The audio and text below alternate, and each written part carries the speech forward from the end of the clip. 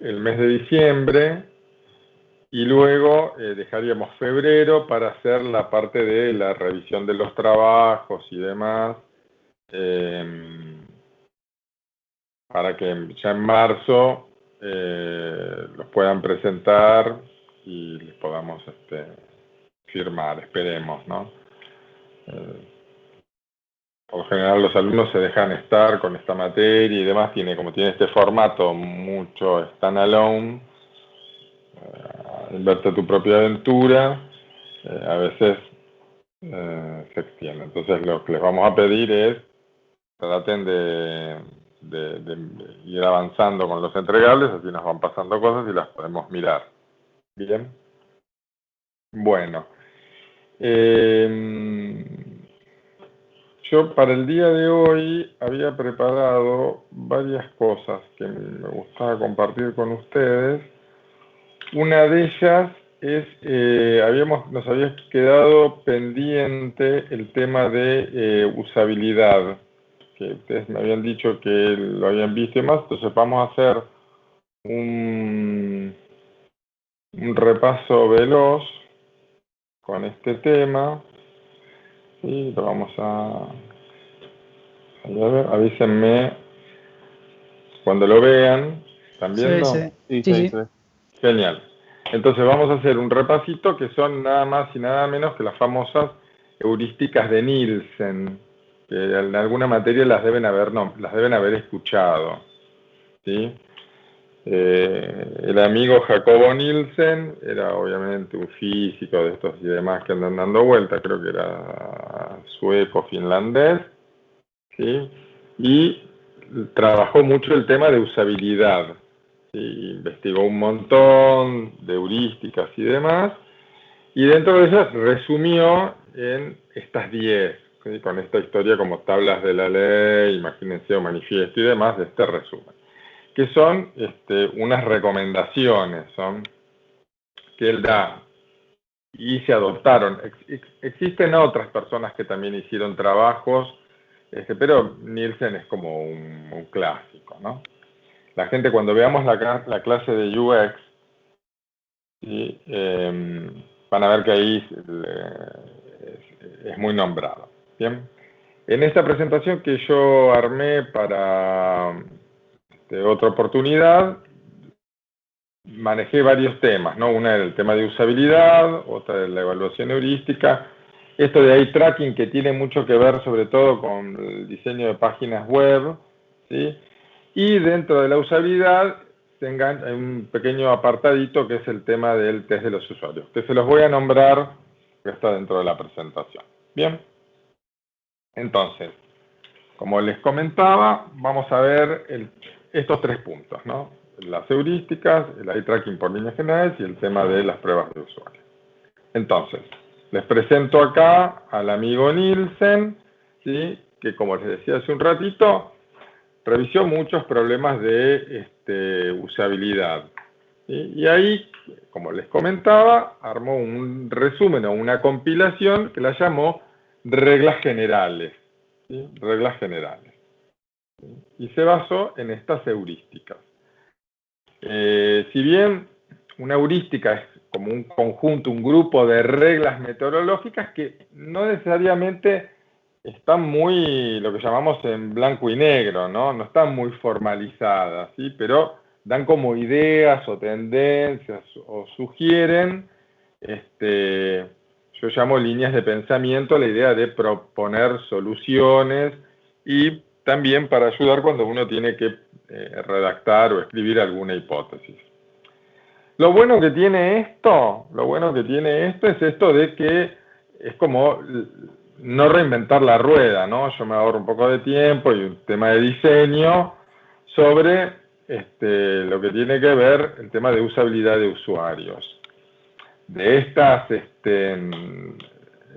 reglas de heurísticas de usabilidad, la más conocida de todas es la que tiene que ver con este diseño austero que llamamos diseño minimalista. Y vamos a ver el ejemplo clásico que aparece en todas las los papers y trabajos, es el caso de Google, el tema del buscador de Google. Bueno, vamos a empezar a dar un repasito, ¿sí?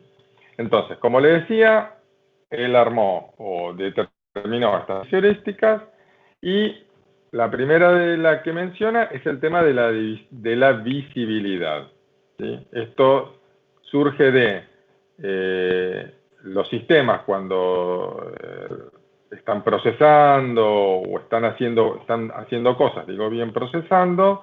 La idea debería darle a los usuarios, ¿sí?, información clara de qué es lo que está pasando, ¿sí? Obviamente dentro de un tiempo acotado, ¿no? Pero ahí yo realmente doy un ejemplo bastante antagónico, es como, no sé lo que está pasando, algo se está cargando, no sé si es bueno, si es malo. Imagínense en el caso de usuarios que no son usuarios expertos, usuarios que no están acostumbrados, no están todo el día sentados delante de una computadora o realizando interacción digital. El sistema debería dar esta como transparencia o visibilidad o idea de qué es lo que está pasando. Entonces, esta es una recomendación, una de las heurísticas que él recomienda. Entonces, en el caso cuando ustedes si avanzaran con el prototipo, esto sería algo interesante a tener en cuenta. Bien. Bueno, la segunda es esta de la relación entre el sistema y el mundo real, que él la llamó este famoso mapeo, ¿sí? Utilizar el mismo uno a uno, ¿no? El sistema debería utilizar un lenguaje que sea común a los usuarios. Yo en mi ejemplo puse, esta es la página del gobierno de la ciudad, a algunos les puede gustar, a otros no les puede gustar, pero me pareció un ejemplo muy interesante el tema de las infracciones. Si yo estoy con mi auto y quiero saber si tengo que sacar cómo está mi libre deuda y tuviera que buscar, yo lo primero que se me ocurriría es pensar en infracciones, se me ocurriría en pensar en multas, se me ocurriría en pensar en boletas, se me iría de pensar en faltas, ¿sí? O sea, el sistema debería utilizar un lenguaje, ¿sí?, que le sea familiar a los usuarios que van a hacer uso de ese sistema. Luego hay otra heurística, ¿sí?, que es el de la consistencia, que más abajo lo vamos a ver, que también habla de lenguaje. En realidad la de mapeo y la de consistencia son bastante parecidas, ¿sí? Tienen bastante parecido entre una y la otra, ¿sí? Pero la idea es que el sistema, cuando los usuarios lo tienen que navegar, lo naveguen de una manera natural, ¿sí? No tener que estar pensando como una lógica especial o compleja, ¿sí? Eso debería ser la idea. Bueno, la siguiente heurística es esta del freedom, ¿no? Es proveer a los usuarios, ¿sí?, darles lo que se llama comúnmente estas salidas de emergencia. Si los usuarios cometiesen errores o se equivocasen en el momento de operar, ¿sí?, la idea sería que existieran funciones de deshacer y rehacer que sean sencillos, ¿sí? Deberían ser como atajos, que yo no tenga que hacer una serie de pasos o alguna combinación de teclas que sea compleja, ¿sí?, para poder resolver algo que involuntariamente me equivoqué, ¿sí?, involuntariamente. Y vuelvo a repetir, imagínense usuarios que no son tan expertos, ¿no? Sobre todo usuarios que no son tan expertos. Bien.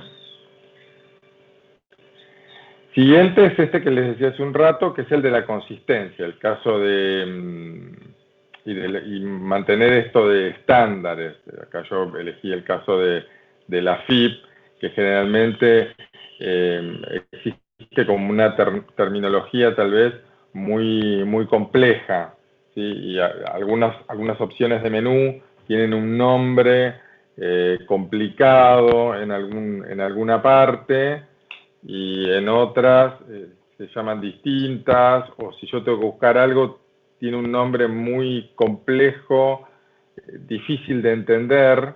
Entonces, eso es lo que hace que el usuario se encuentre muy frustrado al utilizar esta página. Si bien tal vez existe una terminología especial que tiene que ver con AFIP, pero imagínense una persona que está tratando de, no sé, acceder a, no sé, hacer una declaración patrimonial o lo que fuera. El sistema debería como proveer algo que sea sencillo, ¿no? Sí, Utilizando... Sí, sí. le haré una cosita ahí. Es Dale, dale. también que el sistema de usabilidad propiamente que se define en una aplicación se aplique uniformemente a lo largo de toda la aplicación, ¿sí? Por ejemplo, si el botón de aceptar está a la derecha, que todas las pantallas tengan el botón de aceptar a la derecha. Y justamente pasa en AFIP, que es como una cosa, en verdad AFIP no es un sistema, es un compendio de miles de sistemas. Ninguno creo que está hecho más o menos bien, pero no importa. Lo que sí sucede es que hasta incluso ves en qué época del año, o sea, en qué año se hicieron cada uno, porque cada uno va tomando como el estado del arte, no sé, uno está hecho con materia, el otro está hecho con una tecnología de hace 10 años, otro está hecho con otra cosa, y muta todo completamente de aplicación a aplicación. Yo qué sé, la terminología, cómo operar, cómo tildar, cómo querés hacer una acción sobre un ítem en una grilla, es diferente cómo se hace en un lado, cómo se hace el otro. Y va mutando violentamente de aplicativo a aplicativo, ¿sí? Ese es un caso súper extremo, ¿no? Pero aún así, en una aplicación cualquier tipo de aplicación que nosotros vamos construyendo y va viviendo y va pasando el tiempo y se va manteniendo y se van agregando cosas y se va agregando y se empieza a agrandar, suele suceder que estas convenciones de usabilidad, de lenguaje, de colores, etcétera, se van perdiendo, se van desdibujando, se van trastocando. Lo que era antes de una forma ahora pasa a ser viejo, entonces alguien dice, che, no, usemos emojis en lugar de iconos y bueno, y te queda mitad de aplicación con emojis, otra mitad con iconos. Se suele ver, es muy recurrente ver ese tipo de evoluciones, si se quiere, entre comillas, en sistemas mucho más, o sea, no tomando el caso AFIP, ¿no? Sino en sistemas por ahí corporativos, que tiene una empresa que hace 10 años que lo mantiene y fue mutando a lo largo del tiempo, ¿sí? Y se pierde justamente eso de la consistencia. Suele ocurrir que también los usuarios se van avanzando y van creciendo junto con el sistema, entonces lo saben operar, porque ya asumen que como en una pantalla era así, en otra pantalla es así, y ya conviven con eso, pero no suele ser así para personas, usuarios nuevos, ¿no? Que se toman con la aplicación por primera vez y la experiencia de uso de esa aplicación pasa a ser súper traumática, ¿no? Porque justamente para esa consistencia no hay una forma, un criterio único de hacer las cosas. Ni de moverse en la aplicación, ni de nada, ¿no?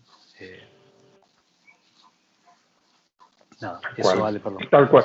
No, te agradezco porque esa parte es muy importante que tiene que ver con la... Imagínense, esto me vino bien porque me hiciste acordar, imagínense el caso típico del botoncito aceptar. Y es aceptar, ok, confirmar, de acuerdo, ¿sí? Imagínense en sistemas muy grandes. Esto es como dependiendo la mano que lo hizo, o sea, quién fue el que escribió,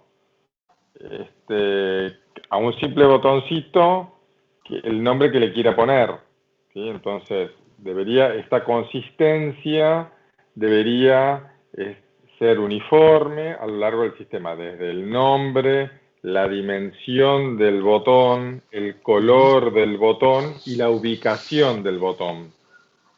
¿Sí?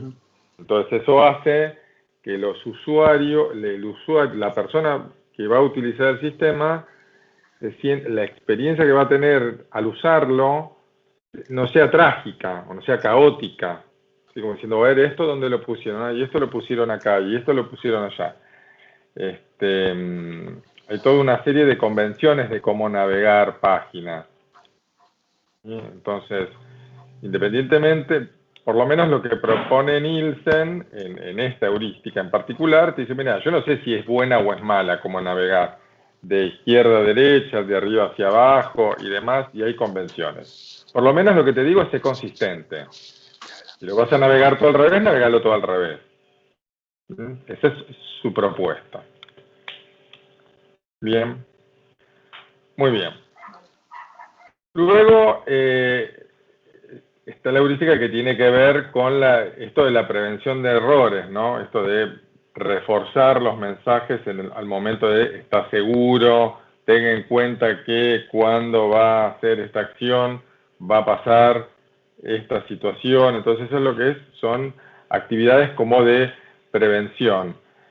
A veces en la práctica estas actividades de prevención o de advertencia resultan a veces molestas, porque a veces los carteles son un poquito extensos o hay muchos, entonces lo que se genera a veces es el efecto contrario y las personas como que les fastidia, ¿sí? Sobre todo los que son usuarios más expertos y están más acostumbrados a interactuar con sistemas. Pero vuelvo a repetir, hay que tener en cuenta la audiencia, por eso nosotros hacíamos ese trabajo de las entrevistas, los mapas de empatía y demás, ¿no? Como diciendo, bueno, pensemos el tipo de usuario que lo va a utilizar. Demora un poco porque justamente hoy a la mañana hablábamos de ese tema con un sistema que está por salir en producción y estaban pidiendo como un entrenamiento a los usuarios que lo iban a usar. Y la verdad que los usuarios que lo iban a usar, digo, bueno, yo planteé, digo, bueno, ¿qué tipo de entrenamiento le van a dar? Porque no son usuarios tan básicos, son usuarios que están acostumbrados, son personas que están acostumbrados a hacer las conciliaciones bancarias, entonces están acostumbrados a manejar la página de AFIP, la página de los distintos bancos, las páginas de la cuenta corriente de proveedores. Entonces, si bien no es un usuario podemos decir, experto de IT, pero es un usuario que está acostumbrado a navegar o surfear, como digo yo, distintas páginas de distintos sabores, de distintas entidades, y sobre todo tiene manejo de planillas Excel. Entonces, son grandes usuarios de planillas Excel. Entonces, decía, bueno, ¿hasta dónde hace falta un entrenamiento? En mi opinión era algo como más que lo iba a fastidiar de que lo iba a ayudar. Bueno, reconocimiento y memorización, ¿sí? Hacer que los objetos sean visibles, las acciones y las opciones. El usuario no tendría que estar recordando, ¿sí? De qué manera, cómo llegué a este lugar del menú y demás. Una manera, a veces cómo llegué a un menú, o sobre todo si sobre todo cuando es carga de datos, vieron que hay páginas que recuerdan la información una vez que se cargó. Uno dice, bueno, todo otra vez tengo que volver a cargar la información. Entonces, el sistema debería ayudar a recuperar esos datos frecuentemente. Sigo diciendo, no tengo que volver a cargar otra vez, no sé, mi nombre completo, domicilio, teléfono, dirección de mail. Y eso sucede en muchas páginas web, si lo observaron. Bueno, en ese caso, esta heurística de memorización, ¿sí? Está siendo aplicada. Bueno, flexibilización y eficiencia de uso, tener estos shortcuts, ¿sí? Sobre todo para los usuarios que son expertos, ¿sí? Que están expertos es en el uso, ¿sí? Y brindar opciones más avanzadas, ¿sí? Que no serían las acciones tan comunes que usarían tal vez los usuarios que por primera vez se expondrían al sistema. ¿Sí? Está no tan usada. Bueno, esta sí es la que les comentaba al principio, ¿no? Esta de estética y diseño minimalista. Sin lugar a dudas, la más nombrada es la de Google. Yo incluí la de Bing también, porque también me parece que tiene el mismo estilo, lo único que tiene detrás son lindas fotos, ¿sí? Para que se pierda ese fondo tan blanco y parece a veces como que una persona está se siente como perdida o desprotegida en la pantalla, pero bueno, tiene que ver con algo estético y seguro tiene que ver con algo con la moda, ¿no? Si, no sé, el ejemplo típico, si uno mira esta pantalla y tuviera que mirar, no sé, la página de Amazon, que está llena de información, o si tuvimos que buscar un buscador, Yahoo, ahora igual creo que bajó un poquitito, está más liviana, pero hace unos años atrás explotaba de cosas. Entonces, si yo tuviera que ponerme a pensar qué es lo que quiero hacer con este buscador, es, no sé, cómo se dice en inglés buenos días, no quiero hacer otra cosa. O sea, no me invadas con otras cosas, con otra información. Sí. Le agrego algo Sí. que me parece bueno marcarlo. Esta heurística un poco lo que dice es, generalmente una pantalla, pongámosle, o un flujo, mapea con un caso de uso, o con uno o dos, o con pocos, digamos. En cada pantalla queremos que le damos la opción al usuario de que haga una acción, o dos, o no muchas más, digamos, ¿no? Siempre hay un mapeo casi uno a uno. Entonces, esta opción lo que dice es mantenerlo simple, ¿no? No le des, no quieras resolver en un solo lugar 7000 casos de uso, 7000 opciones, 7000, ¿sí? Que por ahí está bueno ver cómo se relaciona con la heurística de libertad, de freedom, ¿no? Que es, una cosa es ser minimalista, otra cosa es no darle opciones al usuario, ¿sí? Por ejemplo, lo que dice la de minimalismo es, si vos lo que querés en Google es buscar, bueno, que busque, pero no que haga 7000 cosas más, ¿no? Que no le des desde ahí, desde esa pantalla, mandar un mail o ver los últimos mails, ¿sí? Pero dejarlo hacer otras cosas. Y de hecho arriba tienen las opciones de irse a otro lugar, ¿sí? De hecho dice Gmail ahí arriba. La de Freedom justamente lo que dice es, no lo manipules, o sea, está claro que cuando se diseña una pantalla o un flujo, pongámosle, pero no quiero ser tan restrictivo a una sola pantalla, queremos que el usuario haga explícitamente y casi únicamente esa acción, pero no por eso le saquemos, le quitemos cualquier otro tipo de acción, ¿no? Que vuelva, que grabe y siga en otro momento, dejarle el menú visible, que si se quiere ir a otro lado que lo haga, ¿sí? Entonces, es como que conviven esas dos, no es que una le quita a la otra. Hay que ser minimalista y a la vez darle esa capacidad al usuario de poder tener otras opciones, sin aturdirlo, ¿no? Tal cual. Sí, sí, tal cual. Y es complejo, no es sencillo hacerlo, no es sencillo hacerlo. Uh-huh.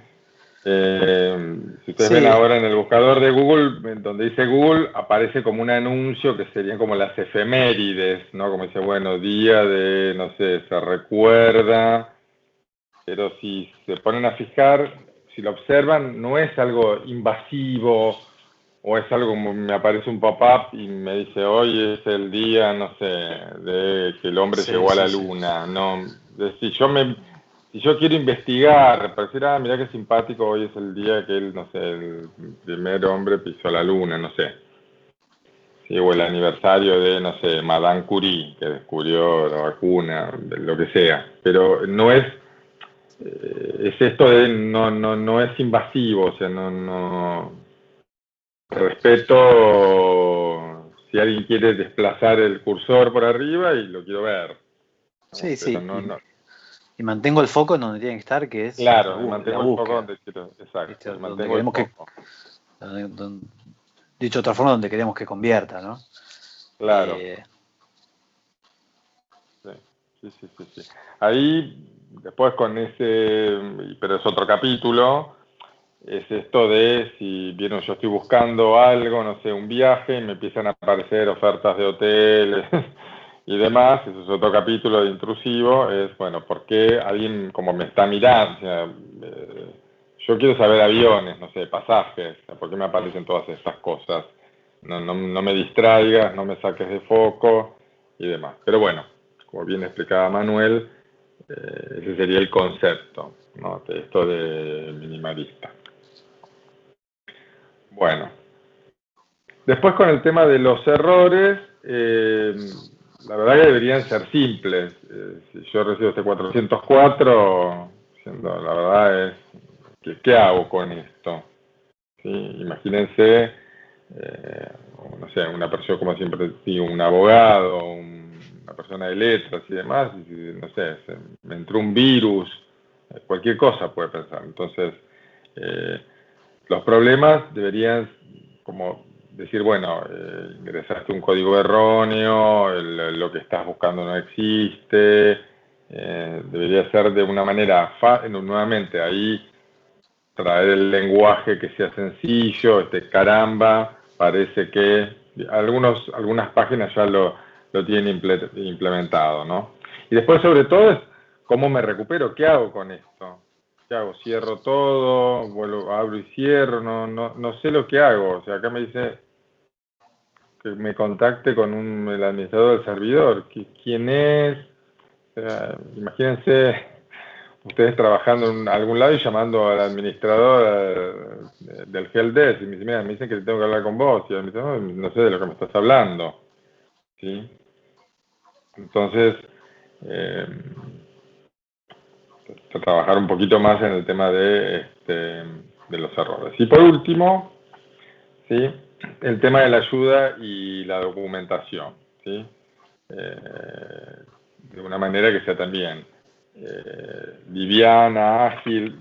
También es complejo porque es como concentrar en texto, ¿sí? Algo que no sea todo como una sábana y sobre todo que sea preciso en lo que yo estoy buscando.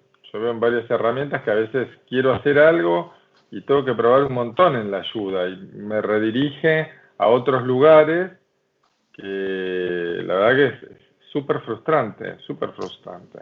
Entonces, la verdad, si yo tengo que pensar desde mi usabilidad con el sistema, la verdad diría, bueno, mira, el help es malo, no me sirve, no me solucionó, y termino googleando por afuera o mirando, no sé, en YouTube cómo hacer para, no sé, armar una tabla dinámica de cualquier cosa. Bien, bueno, acá estamos con hasta acá las heurísticas. Estas 10 se las presentamos, se las contamos, van a haber cantidades de ejemplos, ¿sí? Pero son las más conocidas y las más famosas y más usadas, ¿sí? Y vuelvo sí, a repetir, recomendaciones, son recomendaciones, claro. como Si mejores querés, prácticas. Ale, volví un poquito atrás que así las vemos las 10. Son súper Están abstractas. igual No, ahí, las ahí está, puse, claro, cualquiera, sí. son súper abstractas. O sea, no te limitan en cuanto a cómo tenés que diseñar, en qué lugar poner, como decía Ale. Eh, es lo que te dice es, si vos lo definís de una forma, mantenelo, y un montón de reglas más que le hacen la vida del usuario un poco más sencilla. Eh, por ejemplo, estos sistemas de UI o estos frameworks de UI tipo Material No sé, hay 7000, yo mucho no tengo a todos, salen nuevos todo el tiempo. ¿Conocen Material, chicos? O Bootstrap. Me parece que Material es mucho más completo. Sí. Material, sí. Claro. Sí, los dos. Bootstrap es un poquito más abstracto, ¿no? Es como que son reglas más de cómo estructurar el CSS y demás. Pero Material tiene un montón de estas bajadas de línea, de cómo una aplicación debería ser diseñada, navegada, cómo debería mostrarse los errores, los botones, por qué el color primario, el secundario. Son millones de reglas que atrás de eso están todas estas heurísticas y las pueden mapear fácilmente. Que atrás tienen toda la investigación de usabilidad que hizo Google, que usó que usaron para ellos mismos, digamos, ¿no? Y después decidieron liberarlo ya hace tiempo, y entendiendo que son buenas reglas de navegación, buenas reglas de usabilidad que estaría bueno que todo el mundo adopte, ¿sí? Después puedes adaptar la aplicación a tus propias necesidades, pero bueno, te marca bastante la cancha en cuanto a un montón de metáforas de uso de una aplicación, ¿sí? Y en parte es esto, es una traducción, es un mapeo de estas heurísticas, de estos conceptos súper abstractos y fundamentales, a ya elementos visuales, bueno, en este caso son elementos visuales para páginas web, ¿no? O para desarrollo web. Podría ser para otra cosa, ¿sí? No necesariamente tiene que ser web. Pero bueno, ahí tienen un ejemplo súper concreto, que nada, que se le resulta muy fácil mapear de una cosa a la otra como lo resuelve Material. Obviamente no resuelve todas las que dicen, pero porque hay unas hay que hacerlas a mano. Pero sí te da una pista, un indicio de un montón de todas esas. ¿Sí? Hay 1000 más framework tipo Material. Yo no, si me tienen alguno que conozcan similar, estaría bueno, pero yo no soy el especialista en frontend, así que. Pero bueno, nada, esa es un poco la idea. Sí. Esa es la idea, sí. Acá, ahora que vos comentás y demás, uno de los ejemplos que siempre contamos todos los cuatrimestres con el tema de usabilidad es el famoso menú hamburguesa. Claro, ¿no? exacto. Donde aparecen todos los cuatrimestres, tenemos esta discusión de que sí, que no y demás, porque aparecen no sé en cuántas aplicaciones. Está genial, pero la verdad que encontrar esas 3 barritas horizontales es como medio, yo siempre digo, es natural para los que son del gremio. Ahora, para los que no son del gremio y no estuvieron expuestos a esa situación, es medio complicado que se den cuenta. ¿Cuál sería el elemento intuitivo para mí para entender que ahí va a haber un desplegable, va a haber un menú, voy a tener opciones? Bien, es medio complicado. Si yo lo llevo al mundo que veíamos recién de Google, ¿sí? Donde está por eso me puse en esta slide, cuando yo la compuse, los dibujitos estos que están de facilitación gráfica me parecieron súper representativos, es sobre todo el de la mamushka, ¿sí? Diciendo, bueno, mira, lo esencial es en el fondo. O sea, yo lo único que quiero es una línea donde se para el cursor y lo tenga que mover y ahí escriba cómo se dice buenos días en alemán. No quiero otra cosa.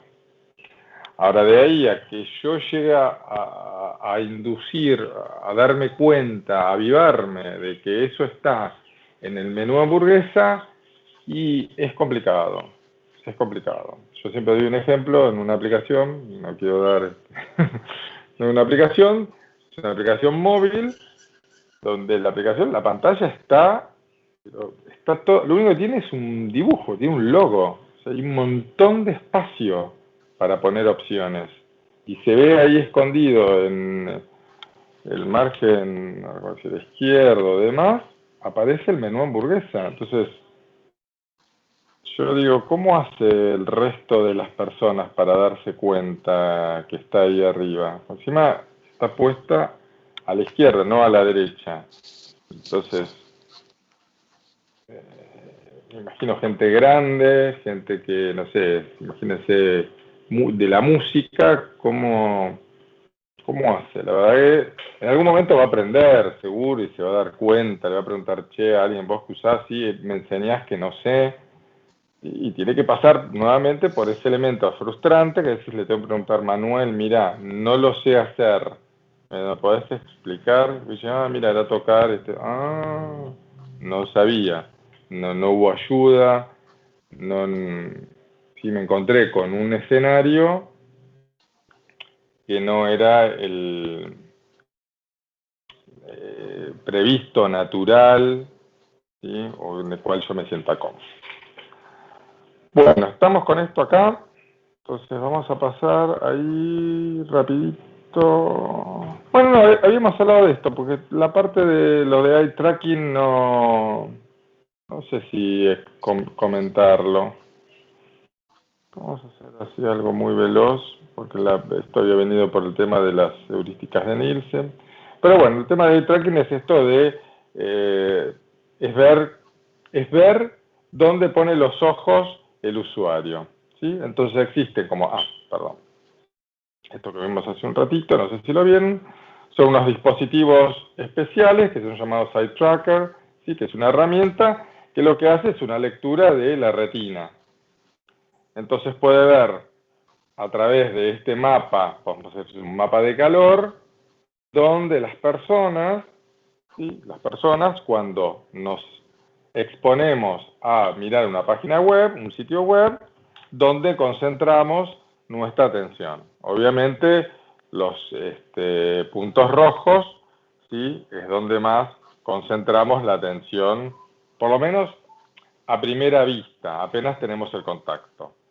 ¿Sí? Entonces, esto es información muy valiosa. Imagínense, no sé, la página de los diarios, ¿sí? Los sitios digitales. Entonces, para el tema de poner anuncios y demás, yo diría, podría agarrar la pantalla de la landing, la primera pantalla que me encuentro, y podría como seccionar una matriz, en realidad está hecho así, donde ubicar avisos tienen distintos precios, ¿sí? Y en base a ese mapa de calor que yo detecto, podría después también ver cómo es la navegación de un usuario estándar, ¿sí? A través de esa página, qué es lo que lee primero, qué es lo que lee segundo, ¿sí? También puedo tomar, bueno, mediciones de cuánto tiempo está en la página y demás, ¿sí? Esto es una herramienta muy útil que tiene que ver nuevamente también con temas de accesibilidad. O sea, las personas, ¿qué es lo que miran? El caso, como les decía hace un ratito, el caso de Yahoo, por ejemplo, son páginas que abruman. Amazon tiene un montón de información, ¿sí? Entonces la persona dice, mira, es muy compleja, no, me marea, me cansa, ¿sí? Podría abandonar. Una de las maneras de observar, ¿sí? Y de entender esto es a través de el test de los usuarios. Y existen distintos test de usuarios, ¿sí? Y cuando hablamos de estos test de usuarios, son test de usuarios orientados a la accesibilidad. No se imaginen toda esta cantidad, ¿sí? De casos de prueba y demás, ¿no? Entonces, básicamente, nos encontramos con tres. Uno es el explorativo, evaluativo y uno de validación.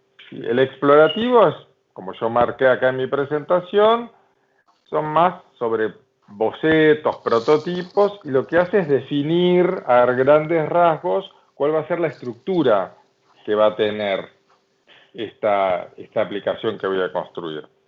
El evaluativo, ese sí, ya está más concentrado en los temas que tienen que ver con usabilidad, ¿sí? Y el último, el de validación, obviamente después del lanzamiento lo valido, lo prueba, ¿no? Ahí se recomienda después de una evaluación heurística hacerlo.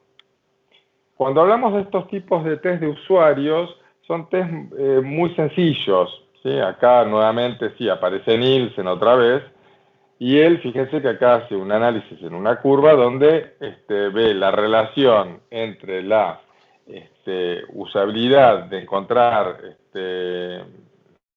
detectar, digamos, los errores versus la cantidad de participantes. Y la verdad es que son muy poquitos. Cuando miramos la cantidad de usuarios que necesitamos, la verdad es que son muy pocos. Y en realidad uno a veces puede decir, bueno, pero 5 también me siguen pareciendo muchos.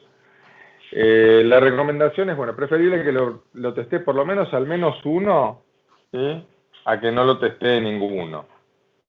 Entonces, algunas tareas, ¿sí?, que podemos hacer para hacer un test de usuario rapidito es esto de reclutar participantes, definir tareas, que sean tareas sencillitas, breves, ¿no?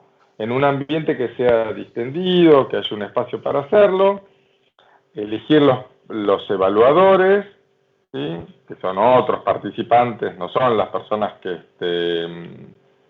participaron en el proyecto.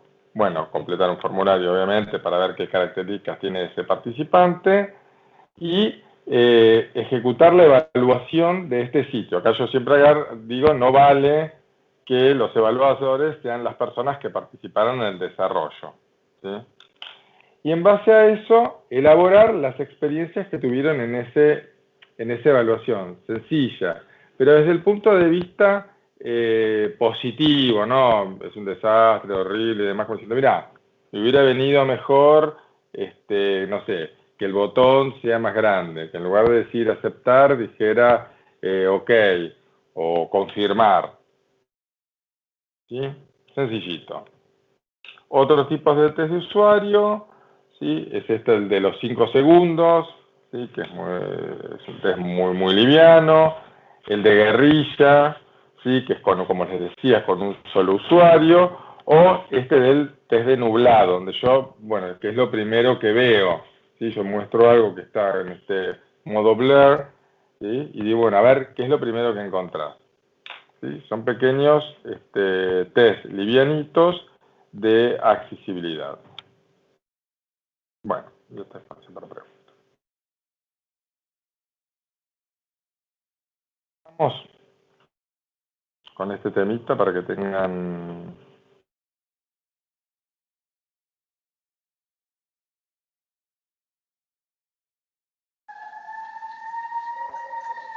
a buscar a alguien.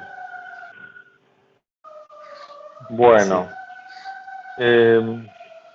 ¿alguna consulta de esto? Bueno, genial. No. Sencillo. Bueno, otro tema que quise incluir para hoy, es el tema que nos encontramos, es el tema de las presentaciones, que me gustaría incluirla hoy, que es un breve... les voy a compartir esta presentación. Es una presentación que yo utilizo.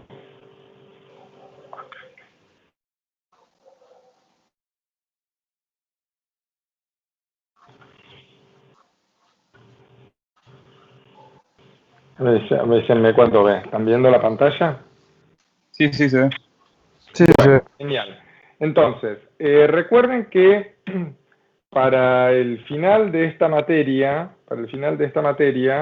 nosotros les vamos a pedir, aparte del trabajo, del informe que nos van a entregar, les vamos a pedir una presentación.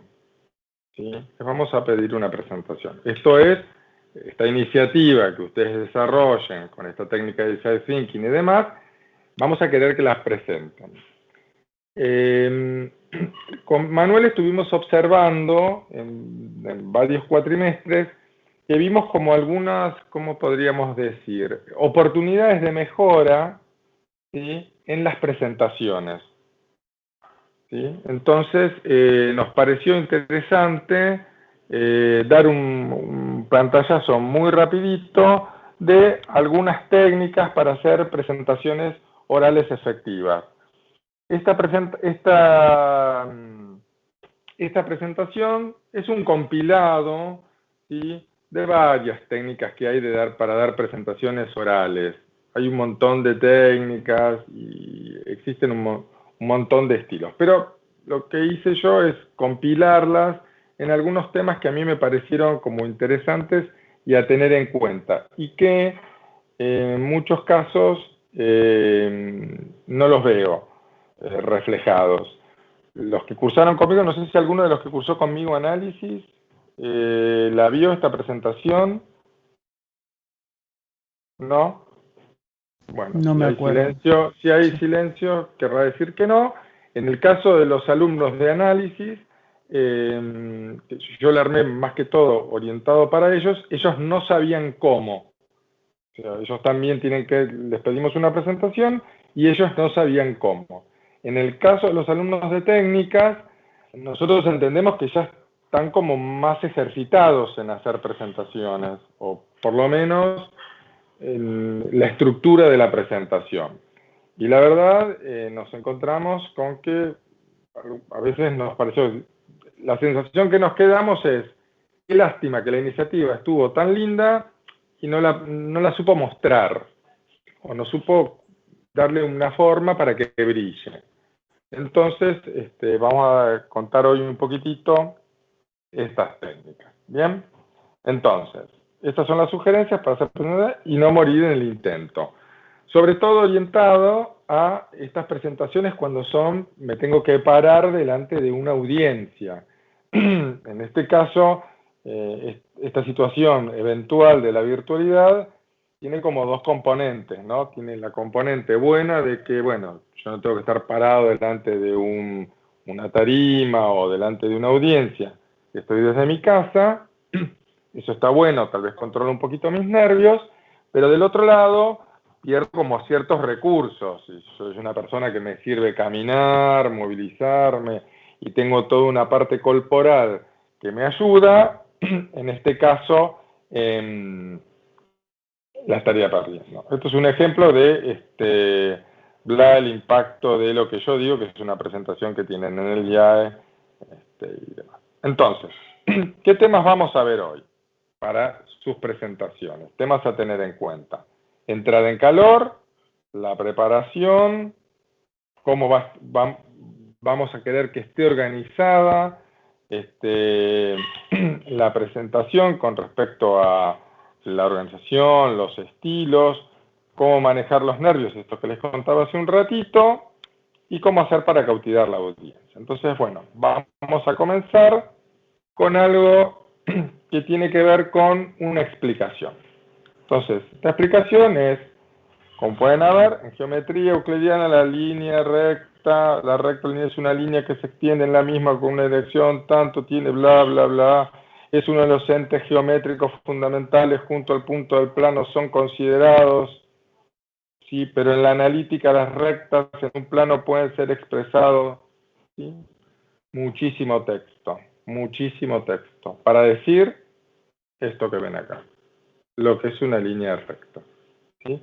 Entonces, como pueden observar en esta presentación, hay que ser medido con las palabras. Y para eso les voy a compartir un video que yo estuve probando y se debería ver bien y escuchar bien. Déjenme compartírselos, que me pareció muy interesante. Acá, sacar esto un minuto y les voy a compartir este video.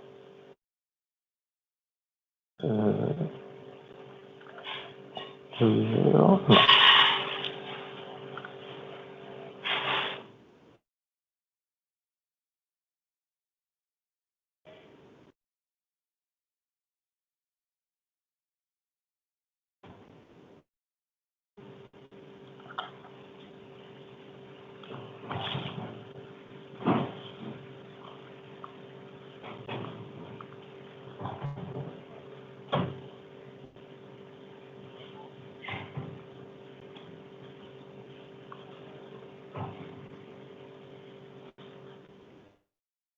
están viendo?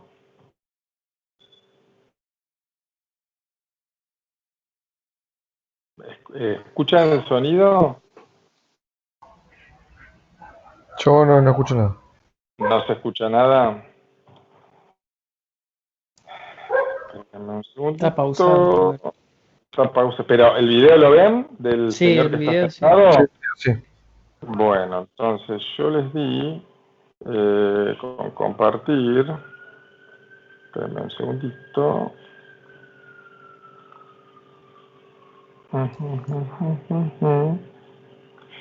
Juro que lo ve antes. Lo tenía activado. A ver si lo pueden ver ahora.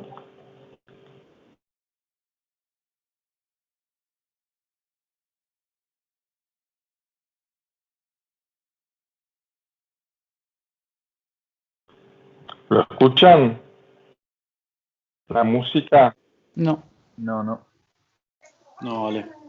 No se escucha la música, pero... Si querés puedes compartir el video y lo vemos acá. No, porque quiero que lo vean. Es que toqué un botoncito. Acá está.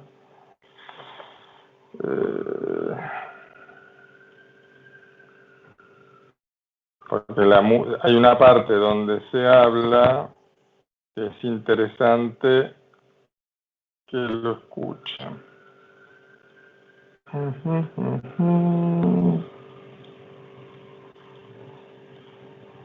¿Por qué no lo escuchan? Juro que lo practiqué antes. Juro que lo practiqué antes. Y lo había hecho para que se escuchara.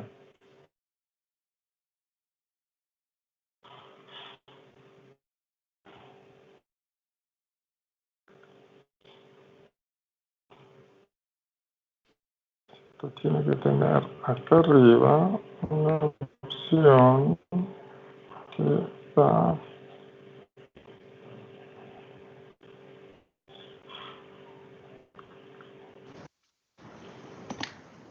¿No te parece, Ale, cuando pones Me compartir? tiene que aparecer, pero tengo que ponerle opción audio.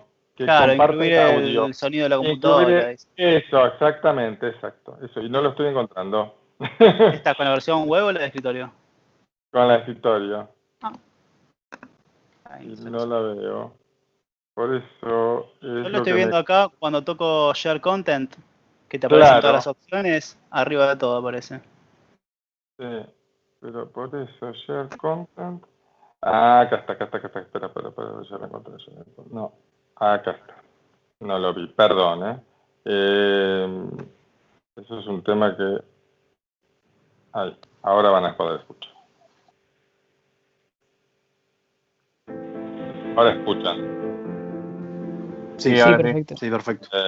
Muy bien. Y ahora se los voy a agrandar.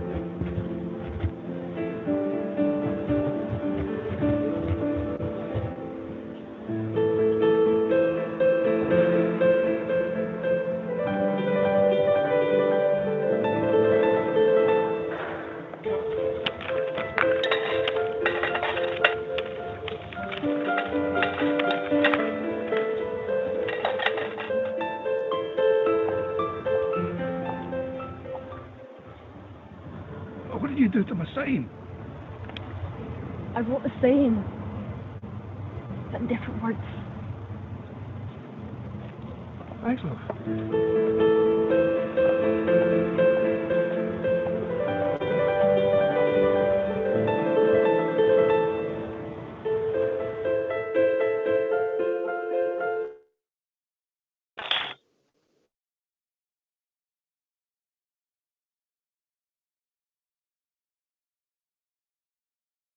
Muy bien. ¿Qué les pareció?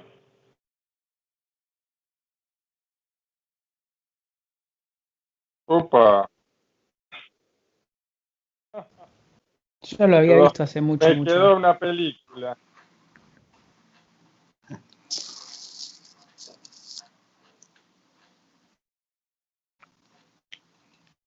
Bueno, ¿qué les pareció lo que pasó?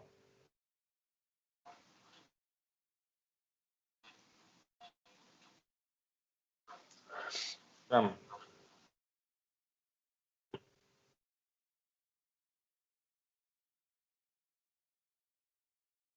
¿Me escuchan? Sí, Ah, bueno, ¿qué les pareció? ¿Entendieron lo que lo que dijo? Pues se escucha a veces medio medio, ¿sí? El señor que pedía tenía escrito de una manera, ¿no? El cartel. Entonces, muy importante a tener en cuenta, ¿sí? Lo que digo, cómo lo digo, cómo lo expreso. Bien, entonces eso es un punto importante a tener en cuenta en las presentaciones. Entonces, bueno, para arrancar en calor, vamos a hablar de un poema. El poema es un acrónimo como de prepararse, organizarse, elegir, estilo, voz y apariencia, cómo manejar los nervios y cómo administrar todo ese conjunto de componentes de manera armónica. Y esa es la parte donde digo no morir en el intento. Bien, entonces, algunos elementos a tener en cuenta en la presentación son: uno es el tema del saludo. Cuando yo arranco, tengo una formalidad y trato de sorprender a mi audiencia, decirle, bueno, les voy a contar algo que les va a interesar, algo que les va a despertar interés, ¿sí? De una manera que sea amigable, obviamente, y simpática.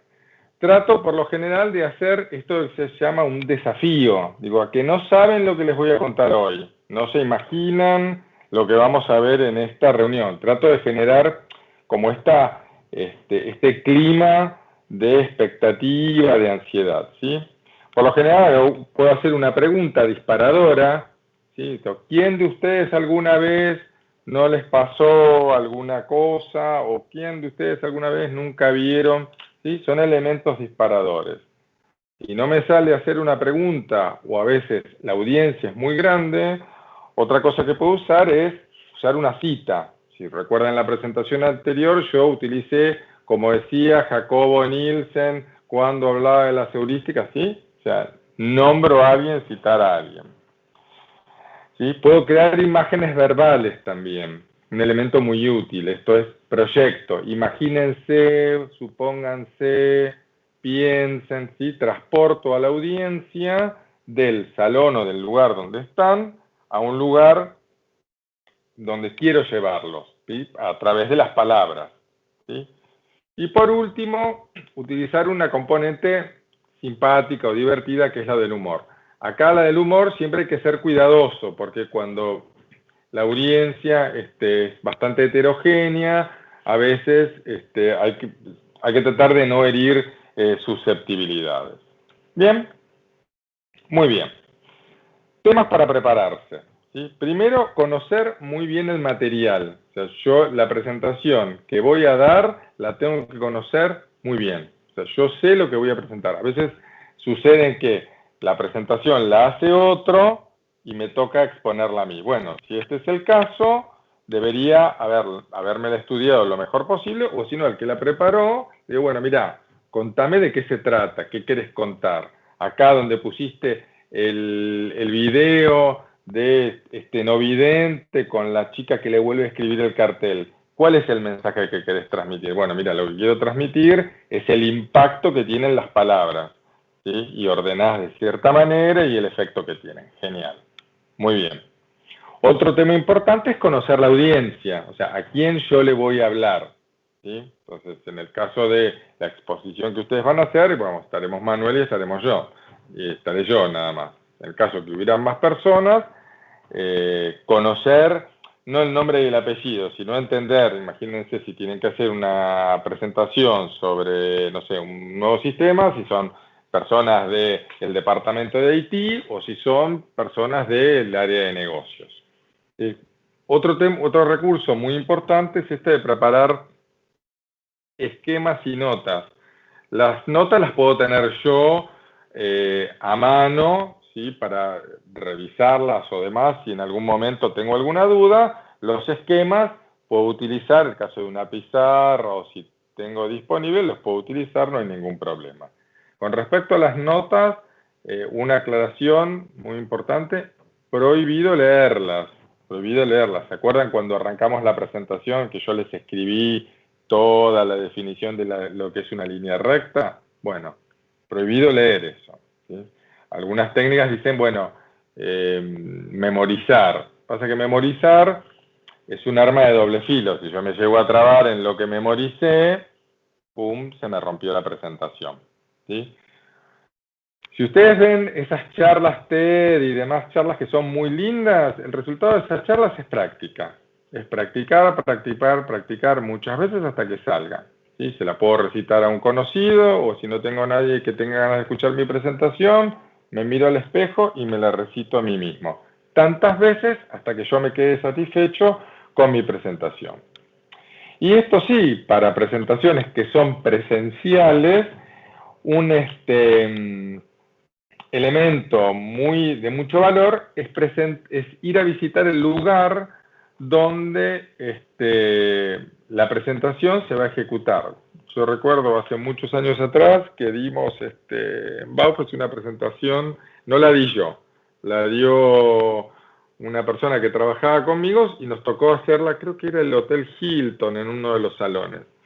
Y yo pedí ir a ver el salón, digo, necesito ver el salón, no se puede. Pero digo, bueno, no se puede, ¿para qué lo querés ver?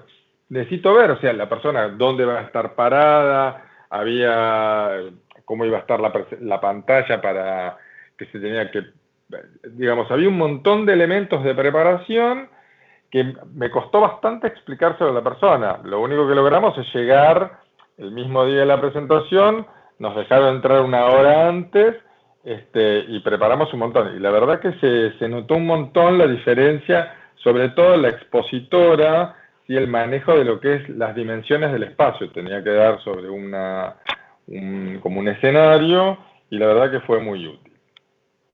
Bueno, algunas ideas para organizar la presentación es anunciar el tema claramente, o sea, decir bien clarito desde lo que vamos a hablar. Eso lo que hace tiene dos impactos. Número uno es la audiencia se prepara y número dos, en audiencias muy grandes, las personas que no les interesa el tema se retiran y se van. Imagínense cuando hay múltiples sesiones llamadas keynotes, que hay muchas sesiones en paralelo, no pasa nada. Mira, si voy a hablar sobre las heurísticas de Nielsen, me dice, mira, yo las conozco, no me interesa, me voy a otra reunión. Pero sí, a mí me interesa aprender sobre esas heurísticas.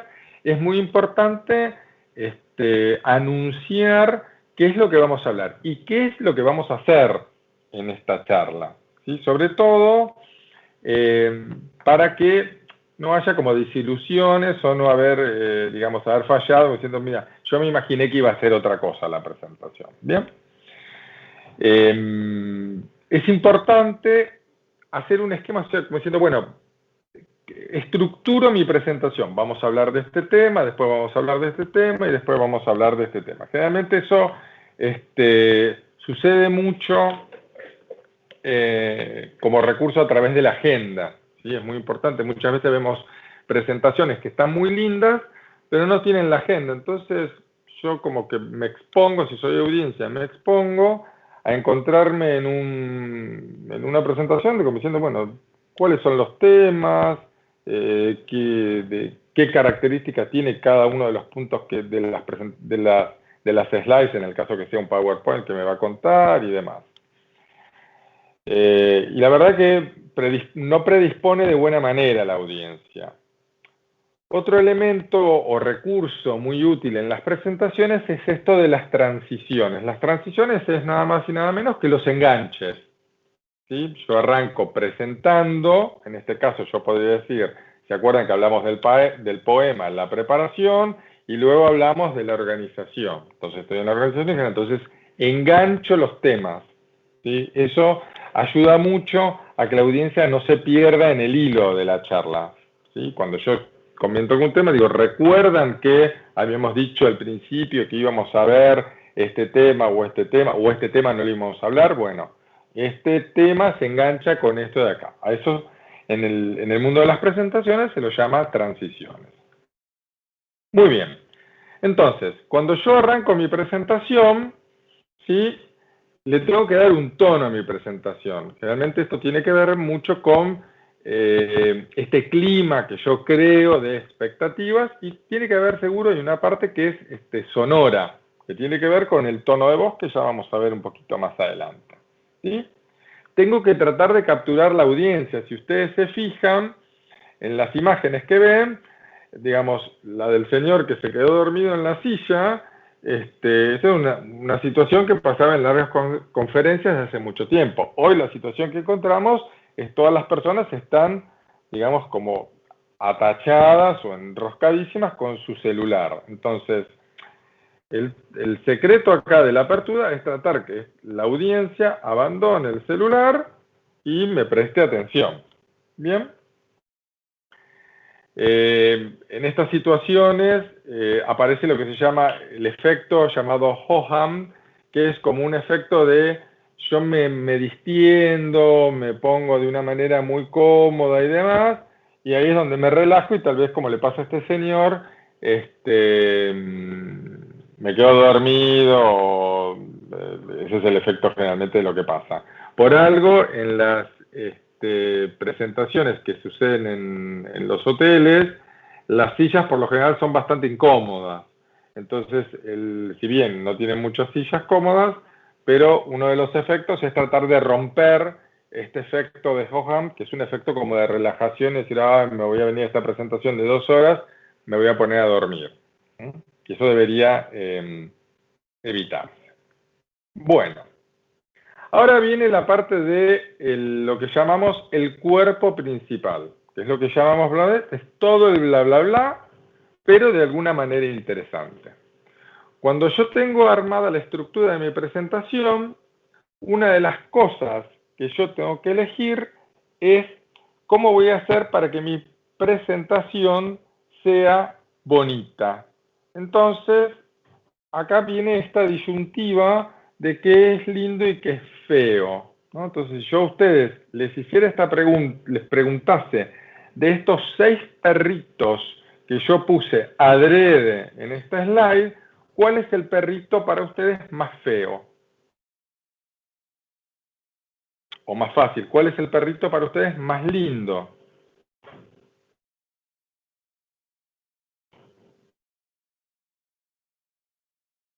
Difícil. El primero. Bueno, el primero depende, ¿no? Depende. Cuando esto lo hacemos presencial, los alumnos generalmente, el que tiene el pelo largo creo que es un galgo siberiano, no sé, bueno, muy, parece ser como el más caro, nunca parece ser el más lindo. Generalmente son estos que son más simpáticos, no sé, a otros les gusta el callejero porque son más buenos.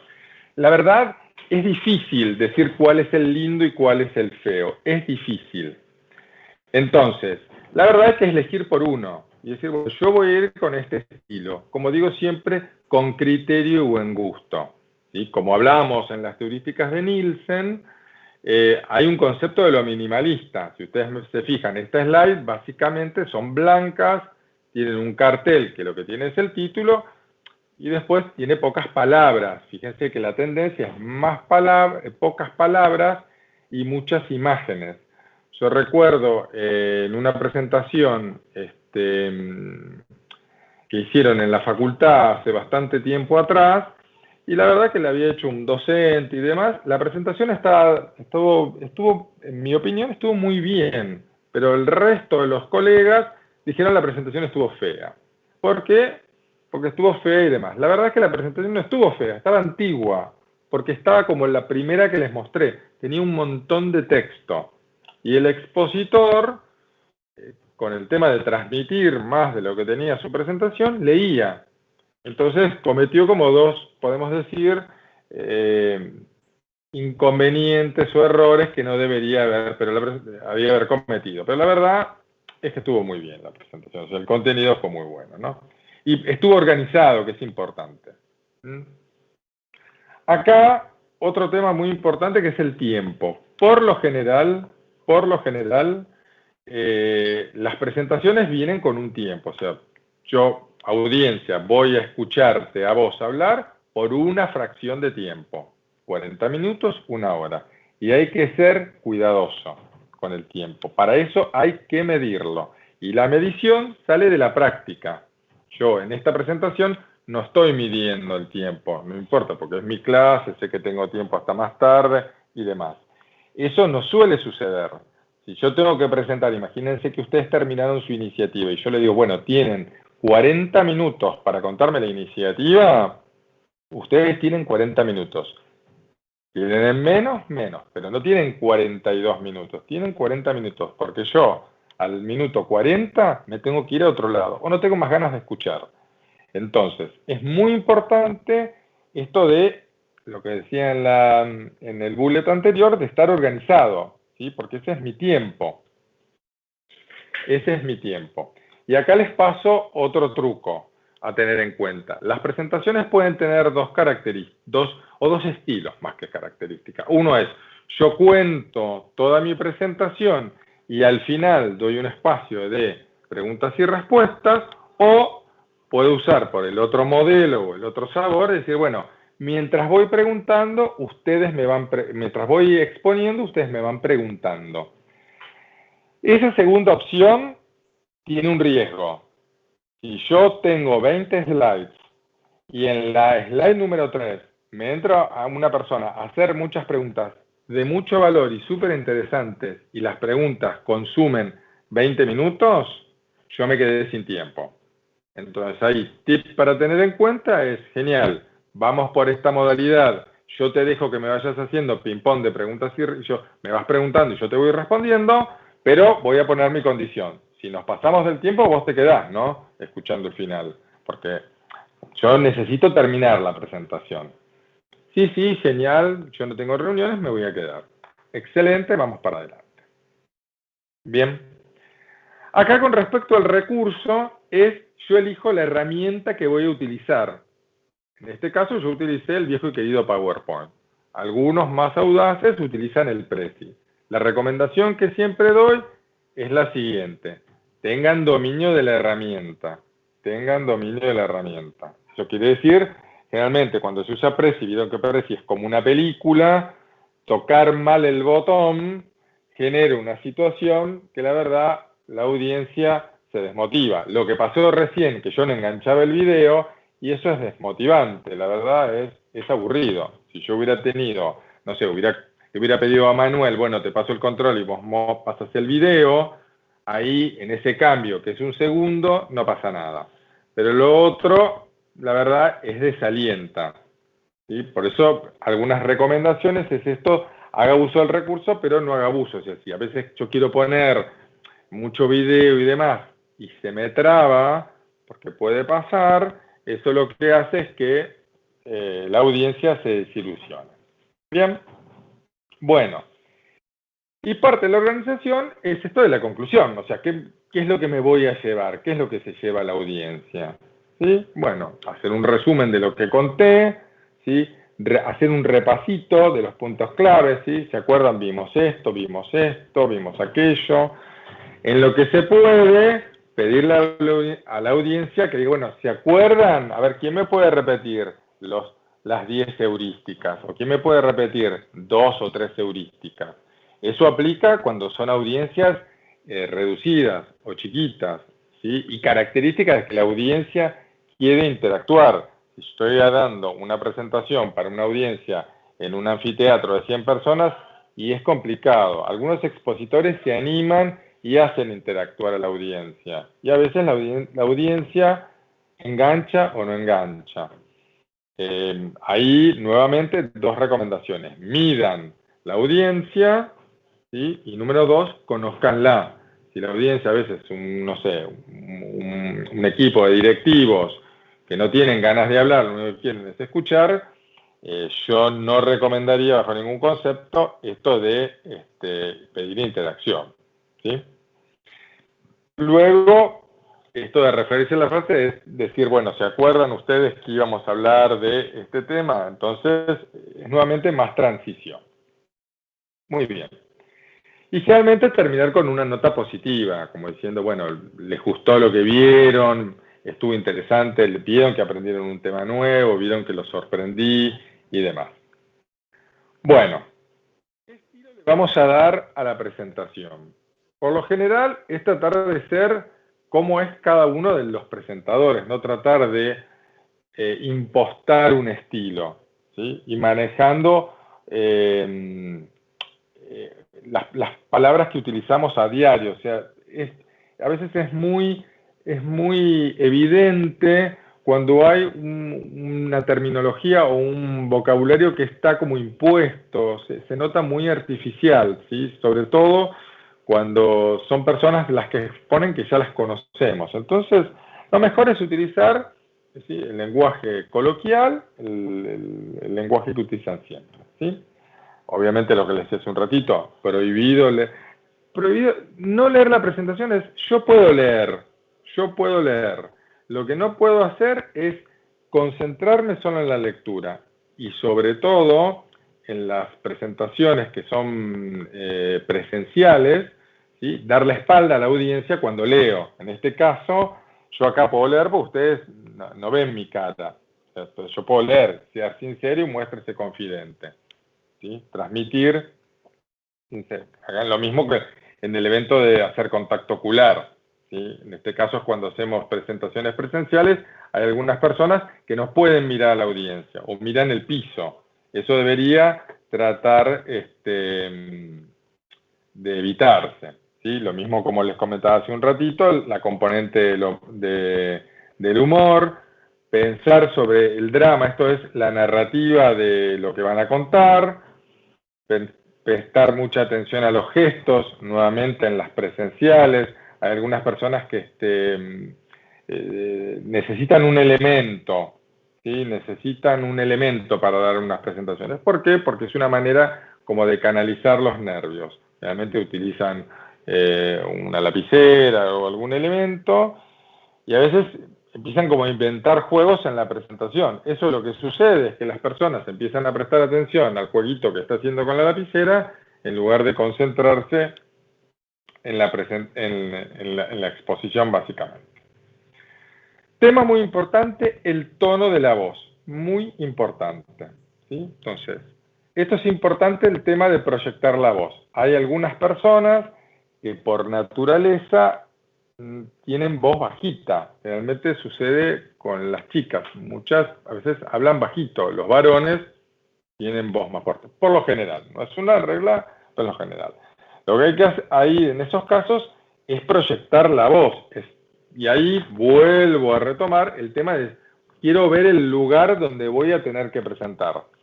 Si yo tuviera que dar esta exposición en la sala 422, en el aula 422, es un aula chiquitita que está al lado del ascensor, no tengo que hacer mucho esfuerzo. Pero si tuviera que dar en el aula, no sé, en la 202, donde es mucho más grande, tengo que hacer un esfuerzo grande para que todos me escuchen. Yo particularmente tengo voz bastante potente, entonces nunca tuve la situación de los alumnos, Alejandro, no te escucho lo que estás diciendo, ¿sí?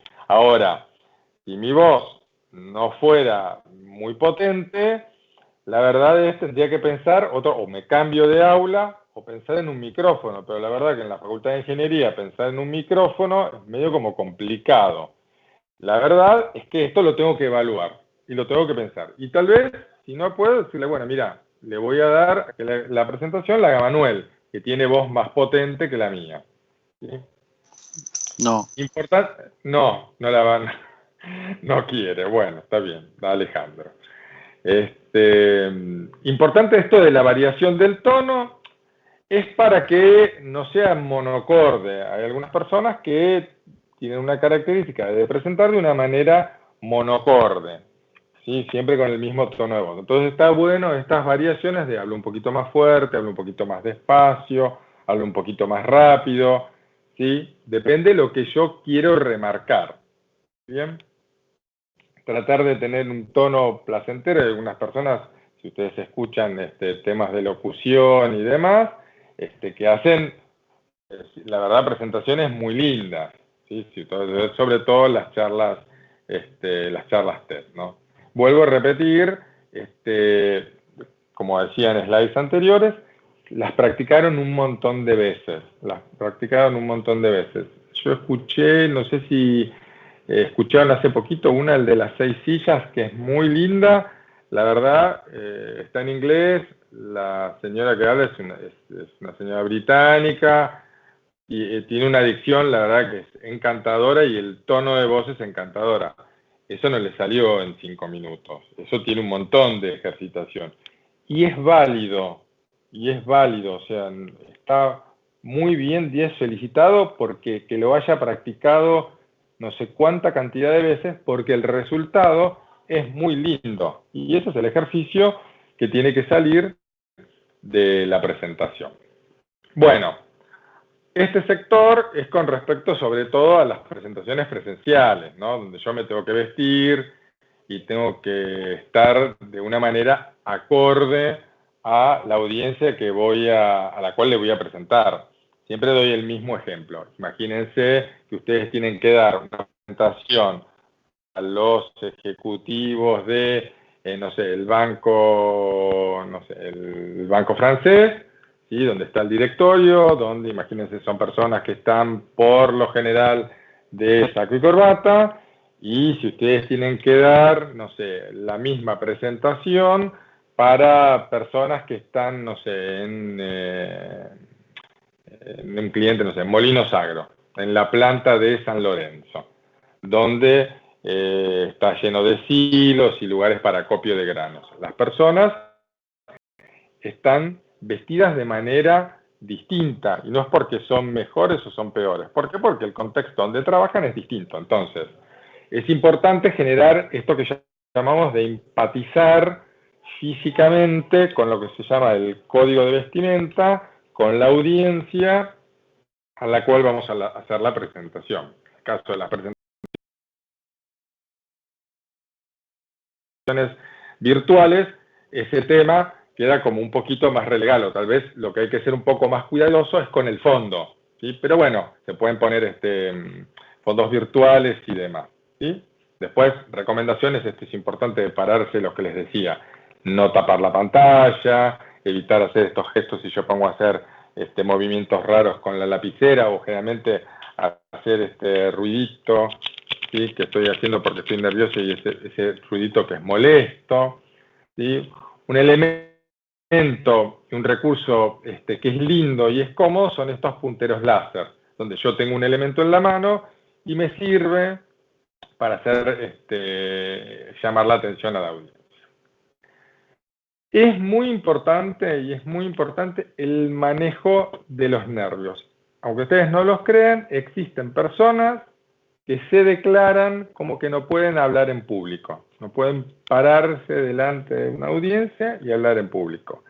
La verdad es una pena y no me escudo ni nada. La verdad que es una pena no poder hacer el ejercicio en las aulas de la facultad, porque es un lindo lugar para que los alumnos puedan practicar de hacer la exposición. Es un buen lugar para hacerlo.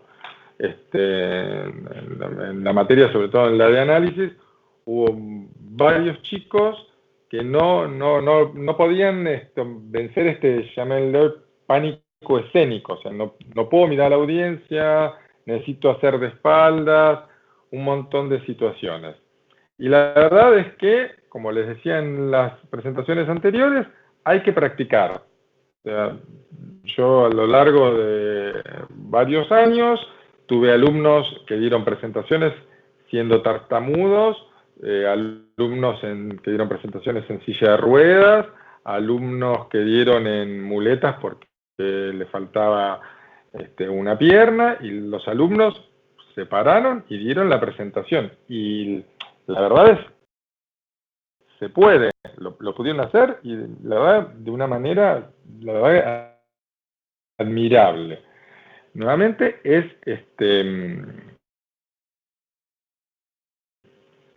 practicar, ¿sí? Entonces, nuevamente, esto que les decía, prepararse, relajarse, ¿sí? Interesarse esto de verse uno mismo, el espejo ayuda. A veces uno, cuando hace la presentación y se ve al espejo, dice, uy, qué feo que me salió, cómo me muevo, gesticulo, pongo caras, ¿sí? Muy importante, el tema de las disculpas. No hay una cosa que moleste más que cuando arranca una presentación digan, ay, no saben el video que les había preparado, espectacular, pero ¿saben qué? No lo pude conseguir. No me digas nada. No me digas nada. O sea, contame lo que me vas a decir, no lo que me ibas a decir y no me lo dijiste. ¿Sí? Contame lo que me vas a decir. No quiero escuchar